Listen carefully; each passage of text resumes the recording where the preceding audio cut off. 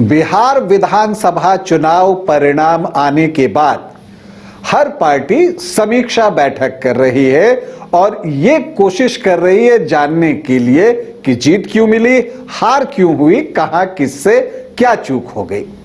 जहां एनडीए के दल जब समीक्षा बैठक करते हैं तो उनको लगता है कि कुछ और सीटें क्यों नहीं मिली, तो वही विपक्ष का हाल तो बेहाल रहा है इस चुनाव में। तो विपक्ष जो है वो समीक्षा बैठक करके ये जानने की कोशिश करता है कि उसकी हार क्यों हुई।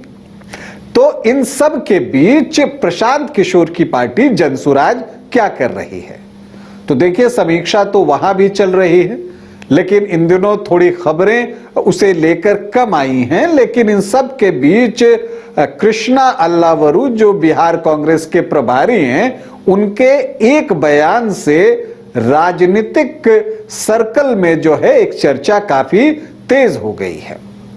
क्या बिहार में गठबंधन में फेरबदल होने वाला है, क्या कुछ होगा, इसी पर हमारी चर्चा होगी। नमस्कार, आप देख रहे हैं न्यूज बाइस्कोप और मैं हूं राकेश रंजन। कांग्रेस के प्रदेश प्रभारी कृष्णा अल्लावरू ने कुछ बातें कही हैं और इसे लेकर जो है चर्चा तेज हो रही है। कयास लगाने का दौर एक बार फिर से शुरू हो गया है और राजनीतिक विश्लेषक कृष्णा अल्लावरू के एक बयान की समीक्षा अपनी अपनी तरह से कर रहे हैं। तो सवाल उठता है कि कृष्णा अल्लावरू का बयान क्या है। दरअसल एक इंटरव्यू में जब उनसे कुछ सवाल पूछे गए तो पहले तो उन्होंने कहा कि देखिए अभी हम समीक्षा बैठक कर रहे हैं, लेकिन राज्य के लिहाज से हमारे सारे ऑप्शन जो हैं वो खुले हुए हैं। फिर उनसे पूछा गया प्रशांत किशोर के साथ गठबंधन को लेकर। जी हां, जनसुराज और कांग्रेस के संभावित गठबंधन को लेकर जब उनसे सवाल पूछा गया तो उन्होंने फिर से वही बात दोहराई कि हमारे लिए सारे विकल्प अभी खुले हुए हैं। मतलब कि किसी निर्णय पर नहीं पहुंचे हैं, लेकिन विकल्प है, विकल्प खुले हुए हैं। अब कृष्णा अल्लावरू का जो ये बयान आया है उसको अब प्रदेश अध्यक्ष राजेश राम के बयान के साथ जोड़कर देखने की कोशिश की जा रही है। दरअसल राजेश राम ने कहा था कि हम जो हैं आरजेडी के साथ कांग्रेस का जो गठबंधन था वो चुनाव तक ही सीमित था। आरजेडी की बातों को कांग्रेस का उससे कोई लेना देना है नहीं, हमारा गठबंधन सिर्फ चुनाव तक सीमित था। ये बातें कुछ दिनों पूर्व राजेश राम ने कही थी। तो अब कृष्णा अल्लावरू ने जब कह दिया कि सारे विकल्प खुले हैं तो अब उनको जोड़कर देखने की कोशिश की जा रही है। मतलब ये कि प्रशांत किशोर के साथ कांग्रेस का गठबंधन हो सकता है, क्योंकि पिछले दिनों हमने देखा है कि कांग्रेस और आरजेडी के जो लीडरान हैं उनके बीच जो बयानबाजी हुई है वो ऐसा तो नहीं लगा है कि गठबंधन में बहुत सहयोगपूर्ण रवैया है। चाहे जैसा मंगनीलाल मंडल का बयान आया या कांग्रेस की तरफ से प्रदेश अध्यक्ष का बयान आया, अन्य नेताओं का भी बयान आया जो ये कहते हैं कि कांग्रेस की हार के पीछे आरजेडी भी एक वजह है।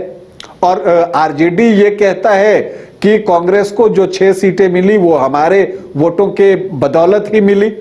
तो अब यहां पर एक चर्चा हो रहा है कि क्या एक नया गठबंधन शेप ले सकता है बिहार में, और कांग्रेस और जनसुराज का क्या गठबंधन हो सकता है। तो देखिए इसके लिए आपको जनसुराज का भी जो मंतव्य है या जो उनका उद्देश्य रहा है या जिस तरह से वो पार्टी अब तक चली है उसको भी देखना होगा।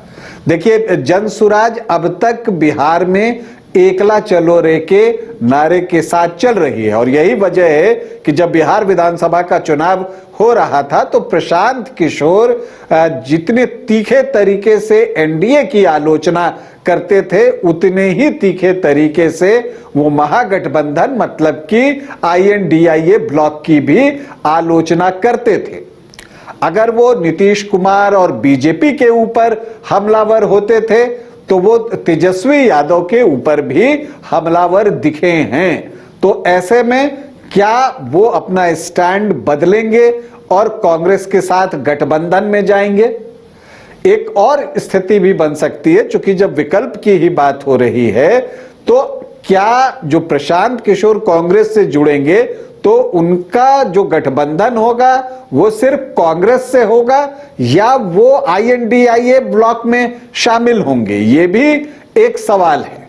अगर वो INDIA ब्लॉक में शामिल होंगे तब तो परेशानी उतनी नहीं है, लेकिन अगर वो सिर्फ कांग्रेस के साथ गठबंधन करते हैं और आरजेडी एक अलग रह जाता है, तो वैसी परिस्थिति में जो वोट बैंक रहा है आरजेडी का, खास करके अगर आप अल्पसंख्यक वोटों की बात करें, तो उसमें बंटवारा होने का खतरा पैदा हो सकता है।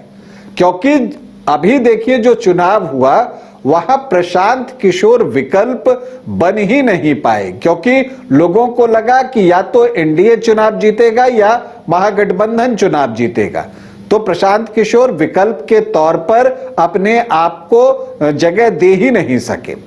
लेकिन अगर कांग्रेस से उनका गठबंधन होता है तो वो एक विकल्प बन सकते हैं, और जब वो विकल्प बनेंगे तो वो किसके वोटों में कितना सेंध लगा देंगे फिर वक्त बताना बहुत मुश्किल है, लेकिन उससे बिहार की राजनीति में परिवर्तन हो सकता है। वो एक इंपैक्ट बिहार की राजनीति पर डाल सकता है, क्योंकि वो अल्पसंख्यक वोटों को भी अपनी तरफ आकर्षित कर सकते हैं, क्योंकि अल्पसंख्यक को लगेगा कि एक विकल्प उनके पास आरजेडी के अलावा भी है जो कि मुख्य मुकाबले में है। दूसरी बात यह है कि प्रशांत किशोर जो हैं सामान्य जाति के वोटरों को भी अपनी तरफ आकर्षित कर सकते हैं, तो वैसे में बीजेपी को डेंट लग सकता है। तो ये जो एक गठबंधन जो संभावित जिसकी चर्चा चल रही है, हालांकि कंफर्म न तो जनसुराज ने अभी इस बारे में कुछ कहा है, और कांग्रेस के कृष्णा अल्लवरू का भी जो बयान है वो सिर्फ इतना है कि सारे विकल्प खुले हैं। तो उस आधार पर किसी निष्कर्ष पर अभी पहुंच जाना थोड़ी जल्दबाजी होगी, लेकिन अगर आप इसको देखें तो एक दिलचस्प राजनीतिक स्थिति बिहार में बनते हुए दिख रही है। तो अभी हम इंतजार करें, देखें कि आगे क्या कुछ होता है। क्या कांग्रेस और जनसुराज का गठबंधन होता है, और क्या वो बिहार में तीसरे विकल्प के तौर पर खड़े हो जाते हैं, या फिर प्रशांत किशोर को कांग्रेस कन्विंस कर INDIA गठबंधन में ले आती है, या फिर प्रशांत किशोर अपने एकला चलो रे के का जो उनका सिद्धांत है उसी पर चलते रहेंगे। अभी के लिए इतना ही, इजाजत दें, नमस्कार। अरे कहाँ चले सुबह सुबह? अरे चिंटू इंजीनियर, घर बन रहा है ना, TMT रिबार लेना है। कौन सा? कोई भी सस्ता वाला। और नया फोन? हाँ। ये कैसे लिया? ये स्टोरेज, कैमरा, डिस्प्ले सब चेक करके लिया है। अच्छा, तो फोन के लिए इतना रिसर्च और घर के लिए? मतलब टाटा स्टील आशियाना पे रिसर्च करोगे तभी पता चलेगा कि टाटा टिस्कॉन 550 SD में है बेहतर ताकत और लचक, जो आपके घर को दे सुरक्षा के साथ सेविंग्स भी। क्या हुआ? पहले रिसर्च करनी है ना। टाटा टिस्कॉन 550 SD, समझदार बने, बेहतर चुने।